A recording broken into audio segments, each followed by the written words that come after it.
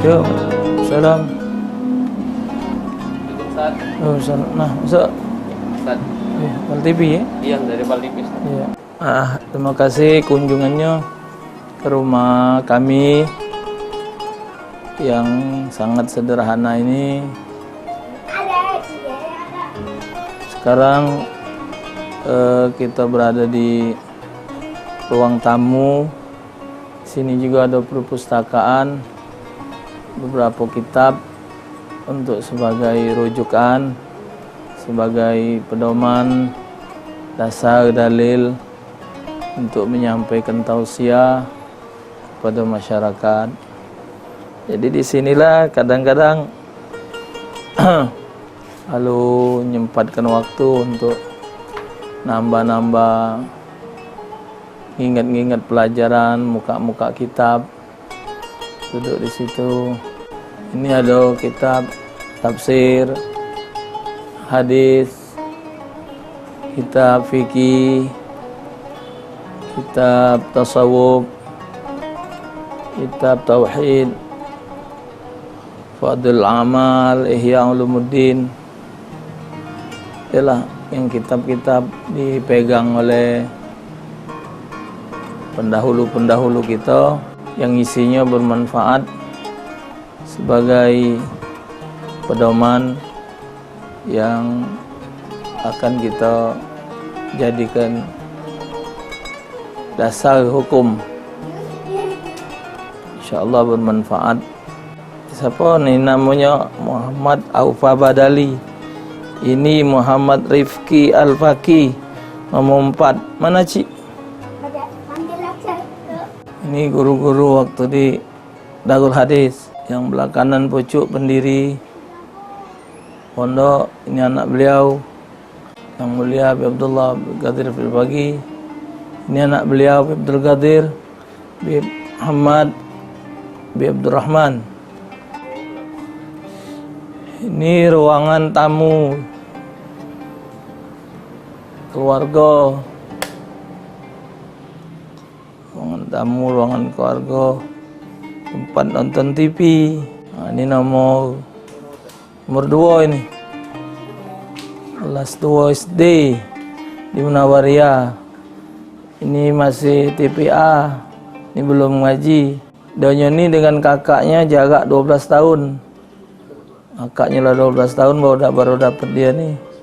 Ini 2 tahun. Nah, alhamdulillah, ya udah. Lagi kuliah. Lanang. Ini majelis. Di majelis ini untuk ibu-ibunya hari Senin siang jam 2 sekitar yang hadir 2-300 wong. Untuk wong lanangnya malam Sabtu sama ibu-ibu lagi pagi Sabtu.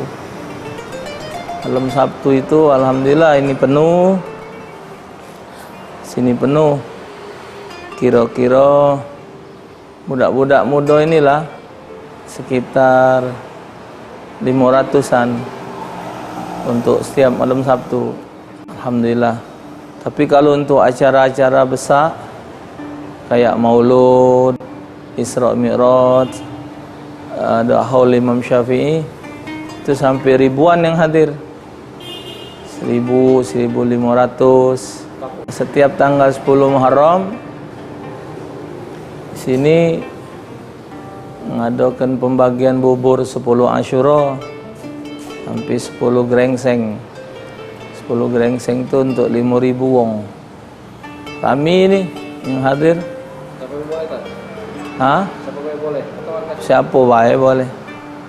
Dari berbagai kelurahan yang datang. Dari bantuan-bantuan masyarakat yang 1.000, yang 2.000, yang 10.000 kita masak ke bubur. Itu khusus tanggal 10 Muharram. Ya alhamdulillah lah. Jadi itu tadi kata ana khairun nas anfa'uhum linnas. Manusia yang baik itu bermanfaat untuk manusia yang lain.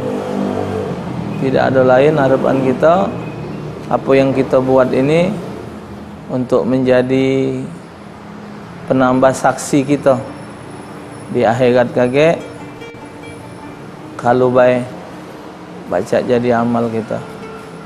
Yang jelas apapun yang kita buat, inna salati wa nusuki wa mahyaya wa mamati lillahi rabbil alamin. Ibadat, salat, hidup dan mati semata-mata karena Allah Ta'ala. Jadi yang kita harap tidak ada lain kecuali ridha dan ridha Allah Ta'ala. Dan kalau baca minta diterimakan.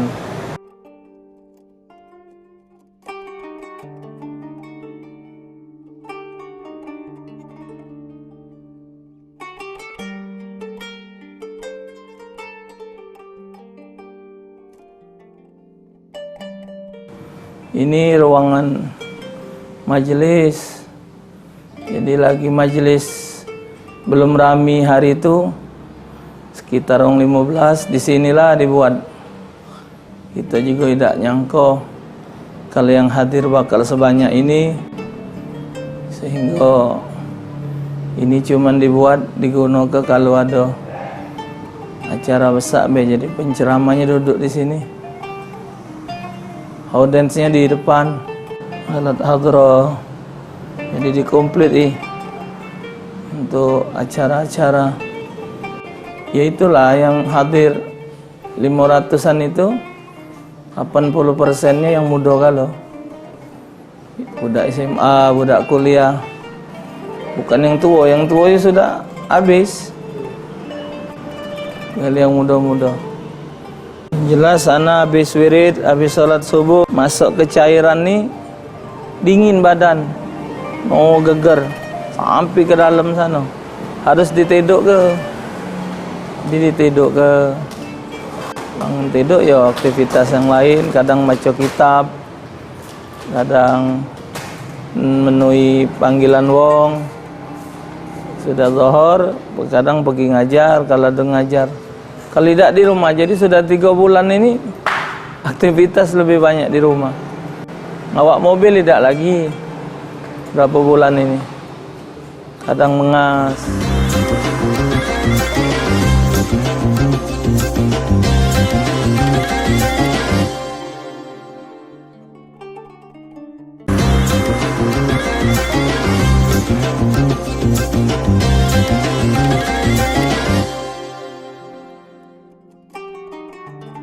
Jadi bermasyarakat ini mulai dari kecil. Memang Allah Ta'ala tunjuk perasaan saat itu galak bermasyarakat, galak nyampur wong, dan punya sifat ana ni selalu kepengen tahu dan punya prinsip ngapa wong baca aku tak baca. Ana tidak ada mungkin wong baca kita tidak baca. Sementara yang dipacai wong itu adalah hal-hal yang bermanfaat. Sehingga pada zaman itu hitungannya ya paling muda, paling kecil yang melok gawe-gawe wong tua. Kemudian sehubungan dengan perjalanan waktu, perjalanan masa, mulai memberani ke ceramah. Terus terang waktu itu nak ceramah tu minta, bukannya dikongkon, minta. Kita punya guru di kampung tu, Pak Cik Bidin manggilnya, Mas Agus Zainal Abidin bin Mas Agus Abdul Aziz. Ngomongan Pak Cik kayak apik wae ceramah. Pacak apa kau? Coba ke dulu Pak Cik. Jadi akhirnya malam itu dia yang ceramah.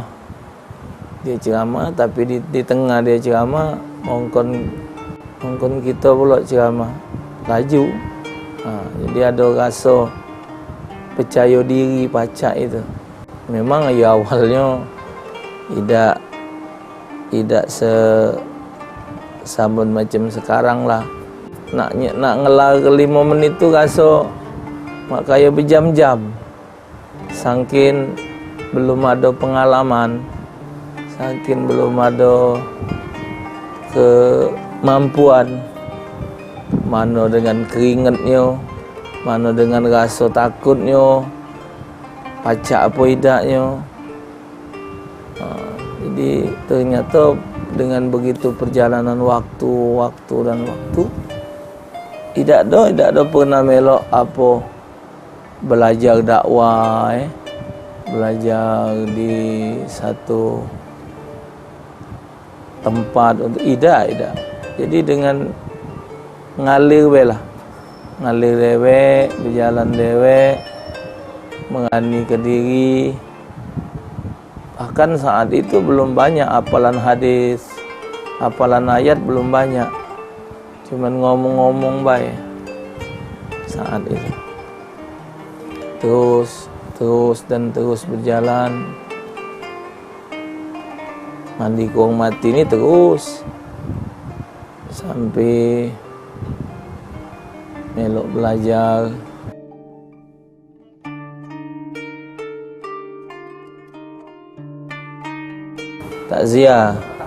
Takziah di rumah Samsuri Haji Pasai namanya, di 14 Sele itu. Di rumah Syamsuri Haji Pasai pertama kali ceramah.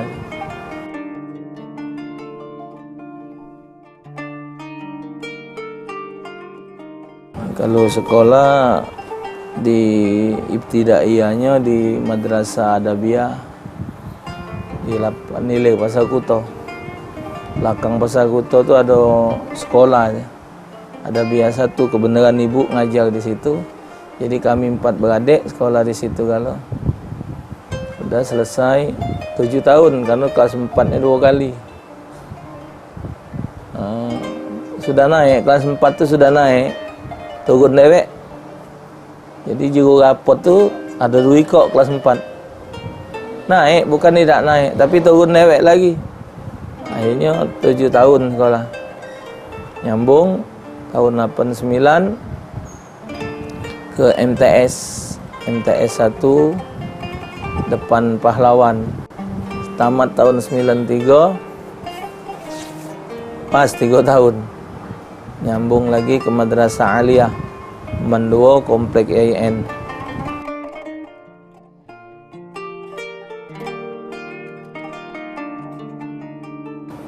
Sembari sekolah, sembari kita belajar ilmu umum, di samping sambil sekolah itu belajar juga. Itu yang mendukung pelajaran kampung yang berhubungan dengan hukum-hukum syara.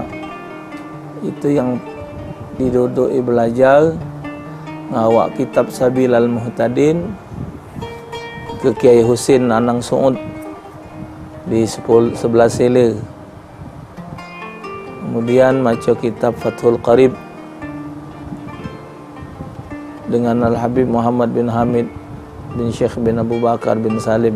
Galak hadir juga dengar kitab Durratun Nasihin dengan Ustaz Ali Umar Thayyib. Galak nanya Masailul Fiqhiyah dengan Ustaz Naiman Qasim. Waktu anak sekolah di langgar kami itu di Darul Muhsinin 14 Hilir itu ada majelis yang ngajarnya Ustaz Syafi'i Yunus, kitabnya kitab Fathul Qarib. Kemudian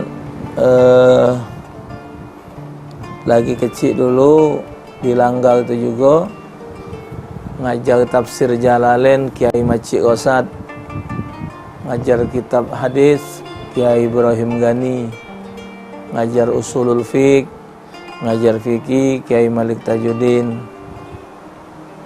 Anak ini banyak bertanya dengan kiai-kiai kampung kalau ada masalah-masalah. Kiai Zainal Abidin Nani, Kiai Amin Azhari, Kiai Cik Ming. Kiai Cik Ming ni murid Kiai Pedatuan, Kiai Abdullah Azhari, murid Kiai Asyik Tiga Ulu.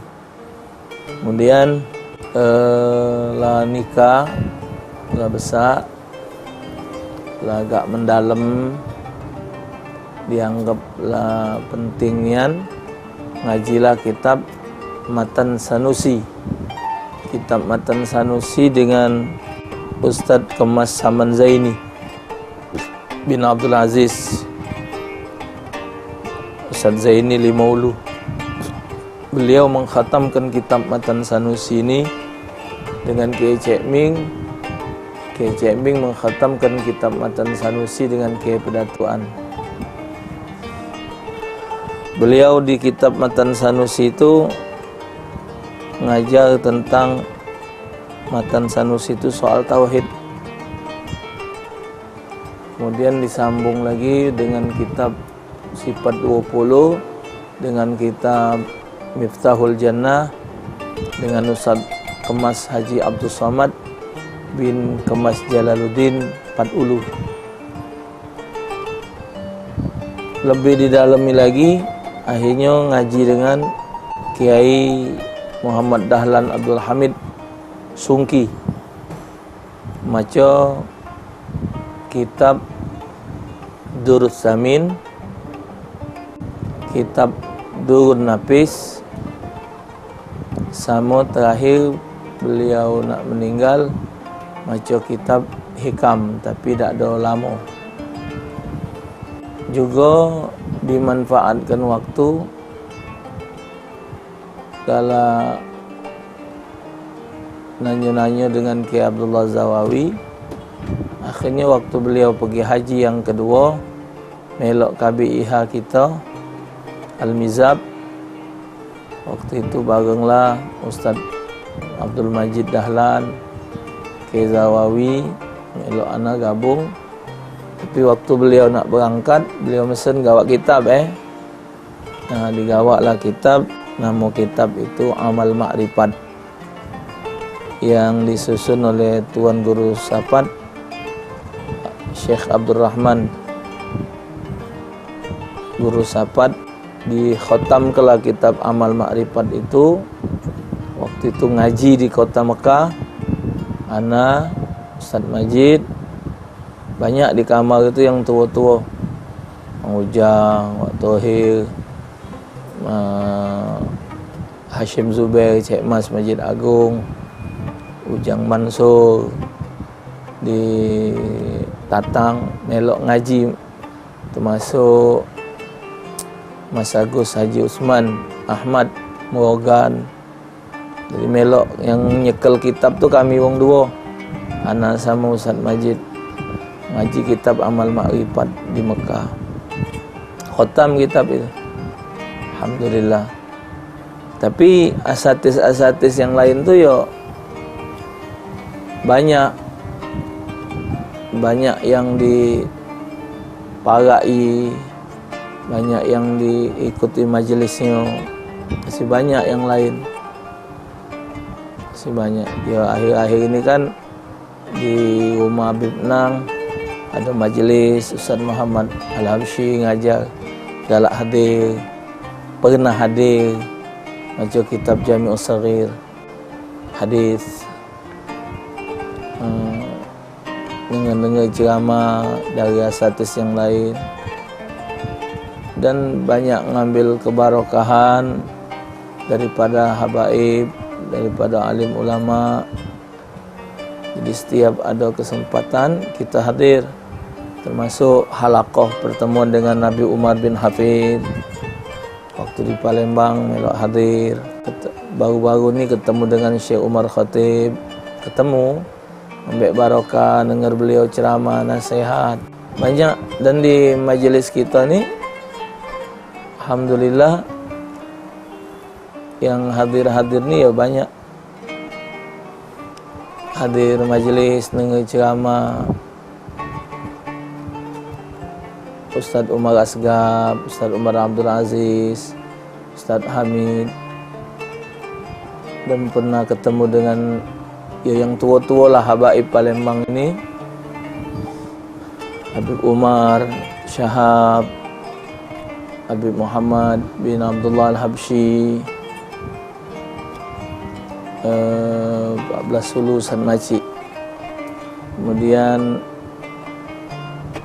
banyak kalau nak disebut, ketemu dengan habaib-habaib ni alhamdulillah kita ngambil barokah, minta nasihat dari beliau-beliau, alhamdulillah. Yang jelas intinya dalam pelajaran itu yang penting kita pengamalan. Jadi kita dalam berdakwah itu bukan kewajiban seorang ustadz dan kiai baik. Setiap kita yang tahu satu ilmu wajib kita sampaikan. Jadi setiap kita ni adalah pendakwah. Wal takum minkum ummatu yad'una ilal khair. Hendaklah di antara kamu ada yang menyampaikan kepada kebaikan. Siapa baik? Jadi cuman mungkin penceramah tu lebih dominan nyampaikan dakwah dengan kemampuan dia.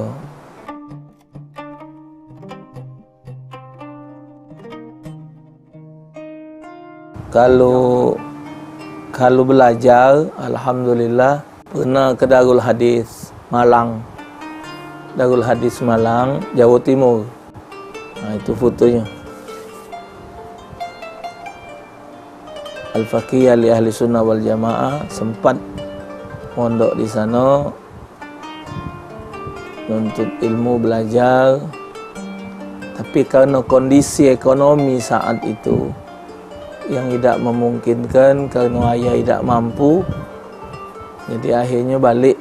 Tak ada lama di sana, cuma 7 bulan karena kondisi ekonomi saat itu.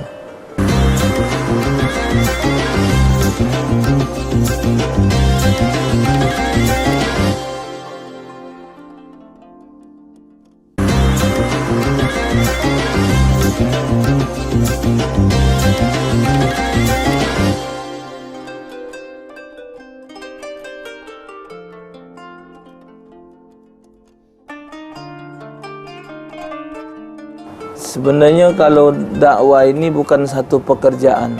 Dakwah ini adalah suatu kewajiban. Sehingga tidak ada pas kalau berdakwah ini dianggap pekerjaan. Kalau begawi berarti ada gaji. Sementara apapun yang kita terima intensif dari masyarakat itu bukannya gaji, tapi hadiah dari mereka karena kita berdakwah. Kalau disebut dakwah sebagai pekerjaan itu salah. Tapi berdakwah itu adalah suatu kewajiban. Dan yang kita kerjakan ini sifatnya gato-gato amal baiklah. Di samping berdakwah ni sebenarnya tak kati. Paling-paling ngabul-ngabul ke hajat wong inilah. Ngabul-ngabul ke hajat wong. Ada wong mati dimandi ke? Jadi ada wong meninggal dimandi ke? Cuman terakhir sempat juga ada kesempatan membuat satu kelompok bimbingan ibadah haji. Jadi dari membimbing ibadah haji ini terakhir tadi 2012 sama 2015 tadi, karena peraturan pemerintah agak sulit, jadi daripada terbeban lebih baik tutup. Dan idak-idaknya Allah njuk penyakit,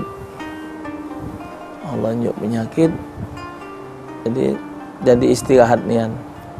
Jadi di samping berdakwah, ngawak jemaah umroh, ngawak jemaah haji. Sekarang ni tinggal ngawak jemaah umroh be. Kalau memungkinkan badan sehat, kalau badan lagi tidak sehat, tak baca juga. Karena kondisi dengan penyakit yang ada saat ini.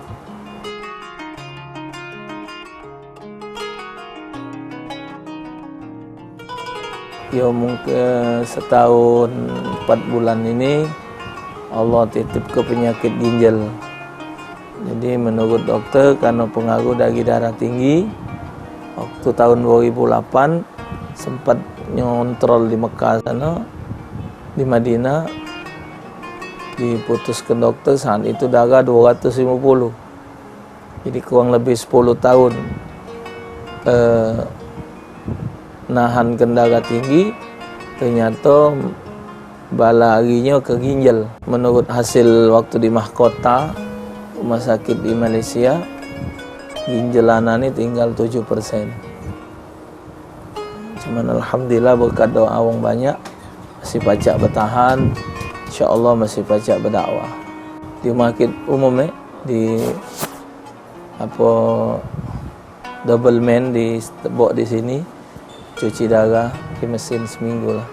Jatuh balik. Sekarang ini posisi lagi pakai CAPD.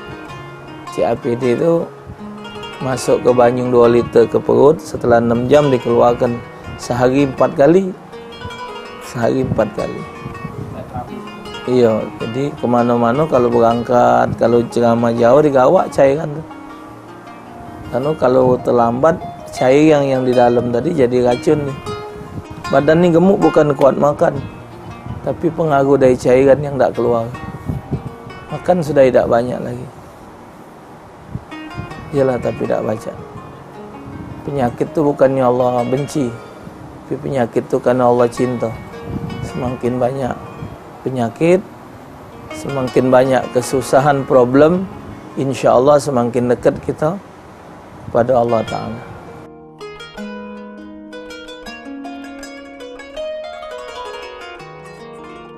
Ya kalau sebenarnya kalau terakhir ni ya karena barang sudah terjadi, terlalu lelah ceramah. Kadang ceramah ni kalau lagi awal-awal dulu tu rasanya segala acara orang tu kalau pacak kita kalau ngisi ceramah tu, tak usah orang lain lagi. Fikirlah kadang-kadang pagi ceramah di kantor, nyambung jam 10 di sekolahan, sudah zuhur ceramah ibu-ibu, sudah asar kadang-kadang wong takziah, sudah maghrib ngajar, sudah isyak ngisi maulud atau mi'raj. Jadi kadang sehari sampai 6 kali ceramah. Zaman ceramah siget tadi kadang 4 kali, terakhir-terakhir ini 3 kali sehari. Ceramah ini lebih berat dari bekerja, karena dia energinya lebih tinggi. Nak ngingat Al-Quran, nak ngingat tafsir, nak ngingat hadis, nak makna hadis, ngomong salah, itu harus dipertanggungjawabkan. Kita tak bisa bangga dengan banyaknya pendengar. Semakin banyak pendengar, semakin banyak dosa yang akan kita terima. Kalau kita ceramahnya salah, berapa banyak mereka yang melakukan kesalahan. Misal kita ngajarkan paham yang salah, berapa banyak mereka yang tersesat. Itu dipikirkan. Bukan kita cuman sekadar jadi penceramah mahap ngomong, boleh amplop, boleh duit, boleh kehormatan dah. Tapi setiap kata yang kita sampaikan tadi harus kita pertanggungjawabkan kelak di hadapan Allah. Kalau baik, kebaikan yang kita dapat. Kalau tak baik, misal kita ngajarkan satu amalan, ternyata amalan itu salah, atau kita nyampaikan satu hukum, hukum itu salah, barang haram kita halalkan, Barang yang tak boleh, kita boleh kan. Yang dengar kita wong 200 ngawi ke galau. Artinya 200 kita sudah nanggung dosa. Kalau sekali mereka berbuat. Kalau satu kali mereka berbuat 10 kali, lah sudah 2000. Bukan tidak terbeban. Jadi itu dipikirkan terus. Cara ngomong, cara nyampaikan. Kadang balik dari ceramah dianalisa. Benar dah aku ngomong tadi. Ini benar lah. Kadang-kadang ada sesuatu hukum yang tidak haram kita haramkan, tidak jadi nyesel. Suatu hukum yang tidak boleh. Nah, kecuali kalau hukum yang tidak boleh kita bolehkan, itu jadi pikiran. Barang haram kita halalkan, itu jadi pikiran. Tapi ketika barang yang haram, yang halal kita haramkan, tidak pula jadi pikiran. Artinya orang itu tidak akan melakukannya. Tapi ketika barang yang tidak boleh kita boleh, kena itu mana nak nemui wong-wong itu? Belum tentu yang hadir saat itu kan hadir lagi. Ya tak? Nah itu yang jadi. Jadi penceramah tu bukan gampang. Salah ngomong, salah ini. Belum lagi ngadepi hadap Allah, belum lagi ngadepi kebencian wong. Tidak semua orang itu senang dengan kita, belum tentu. Kadang-kadang kita nyingok di media sosial saat ini, di YouTube, di IG, banyak pengikut kita. Semakin banyak semakin berat. Ya kan? Di IG itu sampai 69 atau 70 ribu sudah pengikut. Kita misalnya, ya Allah, sebanyak. Jadi kalau kita sekali ngisi di IG, ceramah di IG, salah penyampaian, 70 ribu tanggung jawab. Ya kan? Jadi 70 ribu yang tadi misal dengar kita, atau 100 ribu, atau yang sudah IG-nya jutaan dia harus tanggung jawab. Kayak akhina Ustaz Somad. Tapi alhamdulillah. Jadi dari kecapean tadi bisa juga. Jadi sebagian kata Ustaz terlalu capek, terlalu diporsil, kadang-kadang kurang minum, kurang istirahat. Jadi mengakibatkan ya proses badan kalau macam lah. Ujung-ujung memang sudah takdir untuk dapat penyakit ini. Itu tadi. Jadi kalau kita nak ceramah jauh-jauh, batal ke ini terakhir ini jadwal di Jambi ada 4 dibatalkan, di Tebo, Muara Bungo dibatalkan, di Tebo dibatalkan, di Muara Bungo ada 3 jadwal dibatalkan. Bahkan jadwal-jadwal yang dekat-dekat pun sudah nyingok kondisi badan. Terakhir dapat surat dari dokter untuk mengurangi jadwal ceramah. Jadi sudah berapa bulan ini ceramah, mau mobil tak baca, kaki galak kram. Takut di tengah jalan dia kram, tak mobil atau motor. Jadi sekarang agak minta alam dikit. Kalau ceramah minta jemput itulah. Kaget Zohor datang pun jemput pergi balik ngantar. Kalau tidak dijemput tak ada sanggup. Anak punya prinsip, anak itu jadikan mereka orang yang bermanfaat. Karena penceramah ini tidak baca kita kejar dan tidak ada sekolahnya. Ada mereka yang di pondok pesantren puluhan tahun tak ada baca ceramah. Buktinya kita yang tidak ada belajar ceramah ya jadi penceramah. Cuma anak kepengen anak-anak itu mereka tumbuh besar manfaat untuk orang itu baik. Karena ada hadis khairun nas anfa'uhum linnas. Sebaik-baik manusia adalah yang bermanfaat untuk manusia. Macam kamu begawe di TV manfaat untuk orang, ngerekam ceramah, ngerekam acara manfaat. Itu kamu tuh sudah ngamalkan hadis, sudah jadi manusia manfaat. Untuk soal rezeki di mana baik duduknya. Cuman anak lebih dominan, anak-anak itu mereka tumbuh dengan berdagang. Karena kalau nak dapat rezeki banyak cuman berdagang, tanpa berdagang.